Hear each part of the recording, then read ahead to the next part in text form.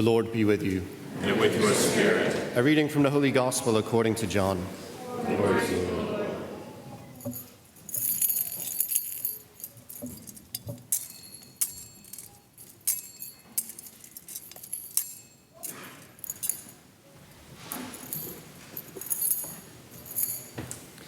Now a man was ill, Lazarus from Bethany, the village of Mary and her sister Martha. Mary was the one who had anointed the Lord with perfumed oil and dried his feet with her hair. It was her brother Lazarus who was ill. So the sisters sent word to him, saying, "Master, the one you love is ill." When Jesus heard this, he said, "This illness is not to end in death, but is for the glory of God, that the Son of God may be glorified through it." Now Jesus loved Martha and her sister and Lazarus. So when he heard that he was ill, he remained for 2 days in the place where he was.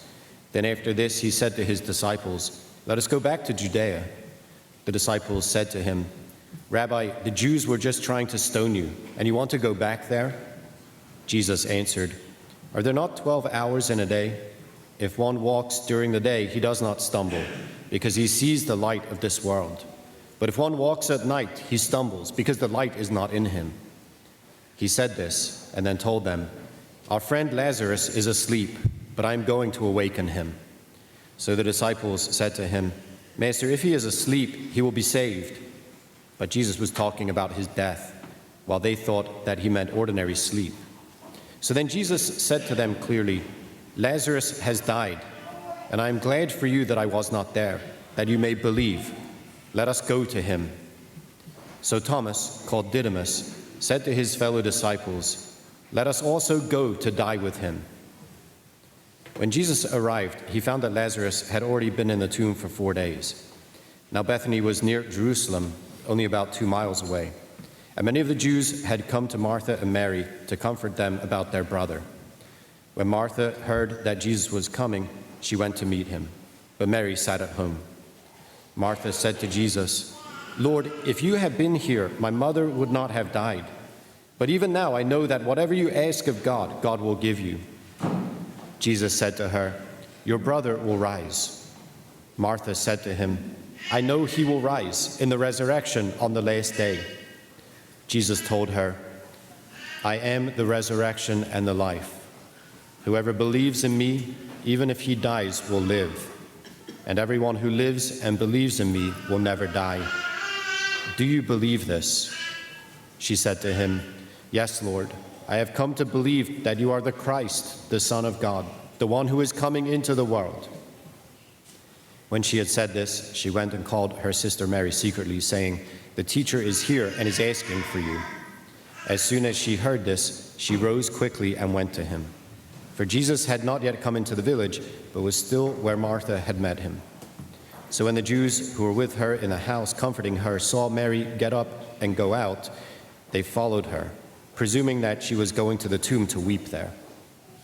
When Mary came to where Jesus was and saw him, she fell at his feet and said to him, "Lord, if you had been here, my brother would not have died." When Jesus saw her weeping, and the Jews who had come with her weeping, he became perturbed and deeply troubled and said, "Where have you laid him?" They said to him, "Sir, come and see." And Jesus wept. So the Jews said, "See how he loved him." But some of them said, "Could not the one who opened the eyes of the blind man have done something so that this man would not have died?" So Jesus, perturbed again, came to the tomb. It was a cave, and a stone lay across it. Jesus said, "Take away the stone." Martha, the dead man's sister, said to him, "Lord, by now there will be a stench. He has been dead for 4 days." Jesus said to her, "Did I not tell you that if you believe, you will see the glory of God?" So they took away the stone. And Jesus raised his eyes and said, "Father, I thank you for hearing me. I know that you always hear me, but because of the crowd here, I have said this, that they may believe that you sent me." And when he had said this, he cried out in a loud voice, "Lazarus, come out." The dead man came out, tied hand and foot with burial bands, and his face was wrapped in a cloth. So Jesus said to them, Untie him and let him go." Now many of the Jews who had come to Mary and seen what he had done began to believe in him. The Gospel of the Lord. Praise to you, Lord Jesus.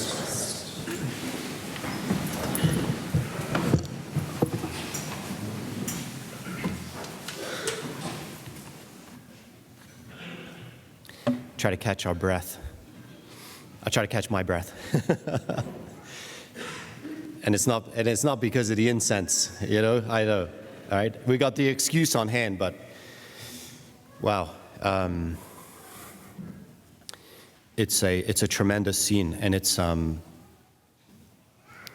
moving to see Jesus perturbed, moved in spirit. Some commentators will say he's crying like a little baby. And to watch him move in on the tomb and see him call out, as John says, the dead man. It's a frightening scene. Actually, it's a frightening scene. I'll let it move you. Part of what I'd like to do today, perhaps the main part, is to say, just give us a little bit of direction, orientation, and jump in on a couple different points in order that your prayer, as you pray with this scene, as you read this gospel passage and pray with this scene, that your prayer might be all the more fruitful for the exercise. So there's not a lot of verse numbers to remember this weekend. We get the entirety of the 11th chapter of the Gospel of John, minus the little bit at the end where this affair is reported to the authorities, which is very important for the progression of the story, of course, right? In the sense that I just want to think with you for a second. Jesus is already at the center of a whole lot of controversy, right? His not observing the Sabbath is already getting him in trouble. He's doing powerful deeds. It's clear that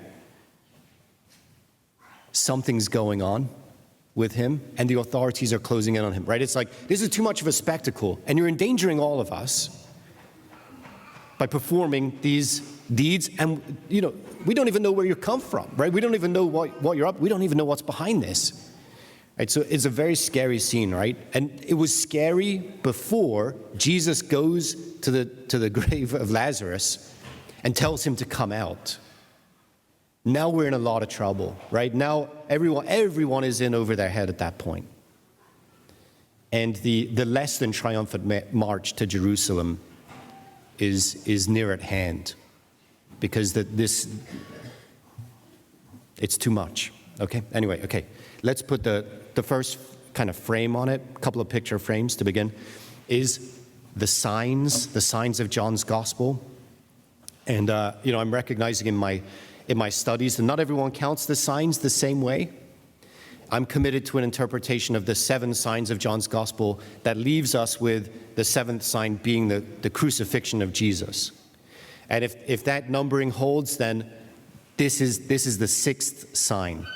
But the scholarship, I think, seems unanimous on the point that there are 7 signs. There's like one stray guy out there, as this happens in scholarship all the time. There's like one stray guy out there saying it's 8, And it's like, all right, man, but can you just join, reel it in, okay? We get it, you're smart, but let's do 7, because we're all on 7. 7 signs, 7 days of creation, 7 signs of new creation. This is the point. Jesus is enacting God's new creation. And God is not like us, as we live in what Pope Francis has called the throwaway culture, right? We don't even have enough landfills to collect all our trash at this point. I mean, we thought China was handling it for a while, but they're not even taking our recycling, right? It's like, okay, I guess we're just going to have to burn it ourselves. We're amassing trash, right? Garbage, rubbish, and we are throwing stuff away. right? We don't need it, we throw it away. God doesn't do that. The new creation is a creation from within. I've said before, he's an upcycler, right? It's this, he is making something new out of the old. So all of this, the pages of John's gospel, this is the raw material out of which God is bringing his new world into being. Okay, so that's the first frame of reference. And you can see here, specifically with Lazarus, right, the rolling back of the rule of sin and death, that disfiguring force that has so long enslaved us. Yes, he's going to defeat that force as well. He has to. New creation can't come to life, truly, unless he defeats death. Because death has no place in God's creation. And God wanting to liberate us, to free us from the slavery of sin and death, he himself will defeat death, what? By his death. And these two events are, inextricably linked. Okay, that's picture frame number one. The second picture frame is this, because I think we need to get, this is like the meta-narrative. We got to get down into the narrative of Christian living, which I've offered before is also, Lent as the miniature of what authentic Christian living is more generally. So let me just do Christian living. I've offered, this is, again, Lent gives us a whole lot of mission statement stuff. And I'm giving the mission statement again to say that what our lives are, what we are about as the people of God, as the body of Christ, as God's new Israel, his new people. It's ours to persevere by faith, so persevere in trusting ourselves to Jesus, having faith in Jesus. He's at the head, he's leading the way. We are to persevere by faith in the life of great and costly love that he has called us to. And we're going to see in the unfolding of the scene exactly that. Okay, right here at the beginning, it's a different book, so I tried to get my orientation beforehand, but it's a bit of a challenge. Okay, what does Jesus say? Okay, the word has come to him. One more, let me do it. One more picture frame. I have to do it for this particular narrative, this chapter. Okay, eyes on Jesus. We have to see what Jesus is doing. I want to give a little word about that. Word comes to him that Lazarus is dying, right? He's ill. It's serious. He, with all reverence, kind of hangs out for 2 days before he does anything about it. Yeah? Now, read the gospel. It's like, you're just going to dilly-dally for 2 days? Like your best friend, right, is dying, and you're going to dilly-dally for 2 days? What is going on? But he knows what's going on, and he's in control, right? We'll see it later on as we make our way through the scene. But I have to say that to begin with, we need to keep our eyes on Jesus. He knows what he's doing, okay? And as he says in the beginning, just as he said about the man born blind, this is the story all the way to the grave of Lazarus. This is for the glory of God. Okay, so in our prayer we have to hold that together. Okay, so word has come to Jesus. He's not dilly-dallying. He's praying. Right? He's gonna spend that time in prayer, and he's gonna chart the course thoughtfully, and I think imaginatively, and all the rest, right? His full humanity, on display somehow behind the text. So he's gonna get word, and he says, "Okay, we're going."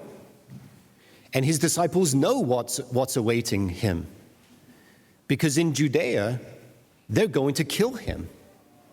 They said, "We're just trying to stone you down there. We're not we go down there. What's the point of that?" And he says, no, he's going, right? And how does he answer their slight objection? Yeah, Are there not 12 hours in a day? If one walks during the day, he does not stumble because he sees the light of this world. But if he walks at night, he stumbles because the light is not in him. What does this mean? It means he, as the light of this world, will make a way. And his disciples have to trust what he's doing and who he is. And if they follow him, then they will not only see and be witness to the glory of God, they will participate in it and claim their role in it as well. They will learn to walk in the light. But of course, if they don't entrust themselves to him, if they don't have faith in him, then they're in the darkness. And all of their plans and concerns and all the rest are for naught. But if Jesus is at the head, both here of this movement and then also, of course, our own lives and our corporate life together, if he is at the head, then we have the light in us. And he is making a way. So even in the midst of our lack of understanding, the idea that Jesus is leading us into danger, this isn't a safe scene, all this kind of... If Jesus is at the head, then we are where we need to be. And we're walking in the light. Okay? We'll continue to make our way through the passage. But I want to say that we can't allow this simply to be a story that unfolds, say, in the pages of the gospel. This also is the unfolding of the story of our own lives. And I'm tempted to say our own lives of faith, but it's more. Because as soon as I say our own lives of faith, I think we start to think of like I have a split level life, right? Like I live a bifurcated life. I have this stuff over here, and then I have this stuff, and this stuff is the faith, and this stuff is the rest of my life, right? I'm not talking about that at all. I'm talking about your life, the whole thing, being oriented by Jesus, being oriented by the mission that he has called you to. Right? And he's called you to a life of great and costly love. It's significant that we say costly love. It may or may not cost you a lot, a little, a lot, everything. But we have to be prepared to live the life of great and costly love. And when we go, we say, okay, I'm going to love. And as soon as we set foot on that journey, just as we set foot on our Lenten journey, we see all the difficulties and challenges that come our way, within, and then from the outside as well. And it's ours to persevere there. Loving, wherever it is he has us. Persevering in love, persevering in charity, persevering in generosity. Right? That's where we have to be. And it's challenging. It's demanding. It might cost us everything. But again, Jesus is at the head. And he will provide for us in our need as we follow him in faith. Okay, there's a lot else going on in the passage, I know. Let's see. What can we do? These mild chastisements of Martha and Mary, right? If you have been here, have you ever said that to Jesus? You ever said, my prayer is, I give you my favorite prayer in the world, yeah? My favorite prayer, besides the Our Father, okay? Which is my favorite prayer. But my favorite prayer in the world? Help. Help. I'm desperate, right? Help. And of course, all the other stuff that comes in the wake of that. I can't do it. I can't do it. Help. I need you. I need you. Right? And there are times that help is like, where are you? Where are you, Jesus? And Martha and Mary the same. It's a very mild accusation, if we can say it's that. Lord, if you were here, he was sick and we sent word and you didn't come terribly quickly, did you? I think he probably feels that, but he knows. And he's going to speak to their hearts as well. Yeah, do you believe? Do you believe? Do you trust me? I am the resurrection and the life. Yeah, it's really incredible. I am the resurrection and the life. Yes, Lord, I have come to believe. It's an interesting one, I think, because, again, in the context of the 7 signs, the launching of God's new creation, he is the resurrection and the life. He is the one, Jesus is the one, who in the present anticipates God's promised future. And if we keep our hearts and our minds trained on him, if he is truly our head, then we will be agents of his new creation. We will be agents of, again, God's promised future coming to earth, here and now. But we have to be steadfast in our proclamation of this faith as well. I have come to believe that you are the Christ, the Son of God, the one who is coming into the world, the one who is bringing to bear God's kingdom. He's God's anointed. How does he bring it to bear? See, any of these scenes is worthy of our meditation, right? I'm skipping a little bit. You can be thankful. There's much more, okay? But we'll skip a little bit because I think that any one of these scenes we can hone in on and use for our meditation, right? And perhaps this week we'll be doing some of that. Okay, what does he do, right? We see Jesus coming. He's told of the whole affair. He encounters now Mary. She throws herself down before him. She's weeping. Jesus becomes perturbed and deeply troubled. Where have you laid him? He says. Where have you laid him?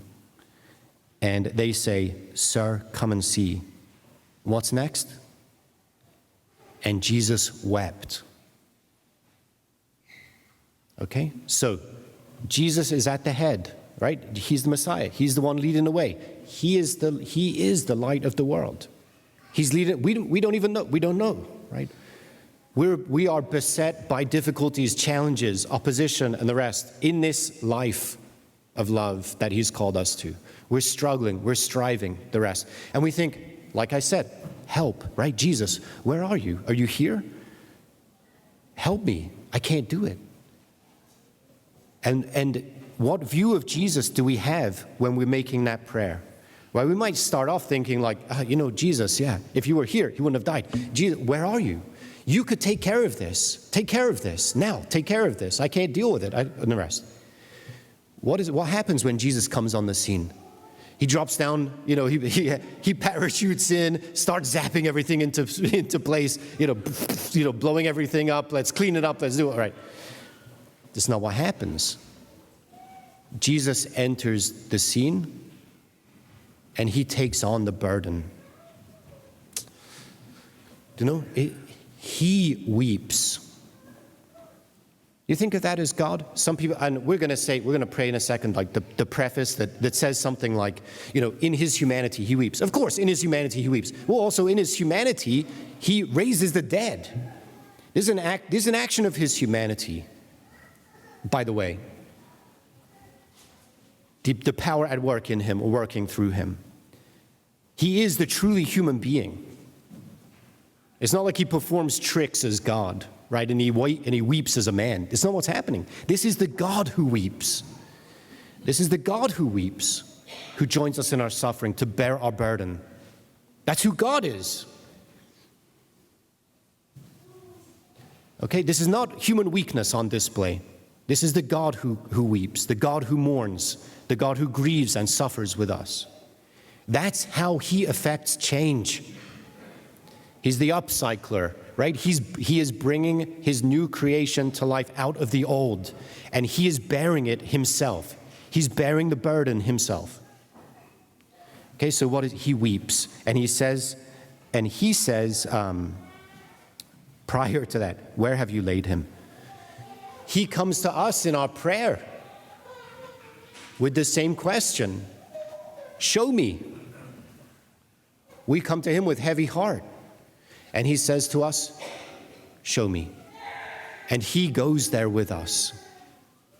He goes to the place of our burden. He goes to the place of our grief. Where we're bearing the world's grief, that's where he joins us. That's where he gives us strength. Okay.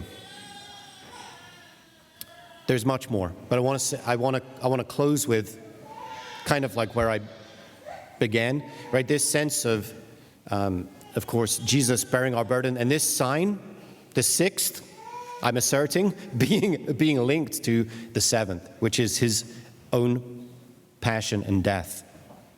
Because right after this, like I said, the whole affair is reported to the authorities. When Jesus goes to bring the life of new creation to bear, when he goes to inaugurate God's kingdom, he goes to bear the cost. He goes to bear the price. Right? He pays it.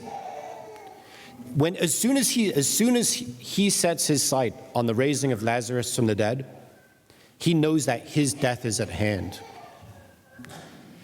And he's willing to suffer it. So this is it for us, my friends, as well, right? Jesus is the pattern of our life.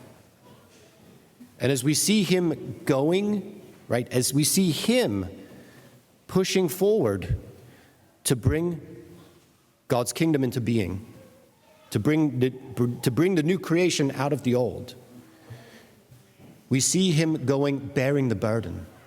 We know ourselves then that this is part of our living that life of great and costly love. We have to be able to bear the burden too. So we meet people in their suffering and pain. We meet them in their struggles and in their hardships. And when we do, we don't go in and say, hey, come on, man, cheer up. It's not that bad, like things are good. Jesus has got this, and all these other trite lines that we often pass around to each other because we don't know what we're saying, we don't know what we're doing. No, we have to go in and bear the burden